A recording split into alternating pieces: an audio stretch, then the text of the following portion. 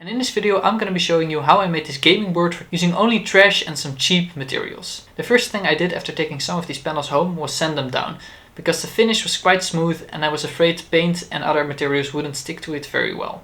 After this I attached two wooden beams to the bottom of this panel to give it a little bit more height, to be able to pick it up more easily and just to make it look a little bit more fancy. I attached it using some glue and some screws. The screws are not needed, but I just used them to keep working while the glue dried. To create a nice texture for the board, I mixed some speckle with some small rocks and cheap acrylic brown paint.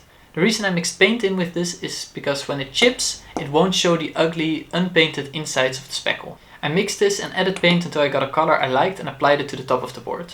To create a nice texture, I used a small bit of sponge and dabbed it across the board. To create some more variation in the texture, I also added some sand and pebbles to some of the areas. After that, I painted the sides and the bottom black. Once the texture was dry, I used some more brown acrylic paints to create some more variation in the color, because now it was looking a bit too uniform for my taste. And once all this paint was dry, I thought it looked kind of boring. So I decided to add some of my homemade flock. This flock is made from sawdust and cheap acrylic paints, and I'll leave a link to a tutorial in the description which I used to make this. However, applying this now turned out to be a big mistake, because I wanted to apply a black wash after this. And while applying this black wash, I tried to avoid the flocking as much as possible, but still got soaked up by some of the flocking. And this created some ugly dark spots on the patches of flocking. But this luckily isn't a very big deal, because I can just apply some static grass later to cover this up. Once the wash was dry, I dry brushed all the texture on the board to make it pop a lot more. And after that I applied some static grass onto the board to make it a little bit more interesting.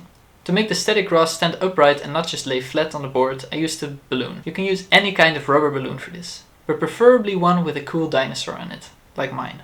After rubbing the balloon in my shirt until it was statically charged, I held it above all the static grass. And you could actually hear all the individual static grass fibers, which were not in the glue, fly up against the balloon. So although it might not work as well as a fancy static grass applicator, it does work a lot better than just putting it down without doing anything. And after the glue was dry, I vacuumed off all the static grass and flocking which didn't stick to the table. And lastly, I added some grass tufts to the board before hitting it with a final coat of varnish. And this is how the board turned out.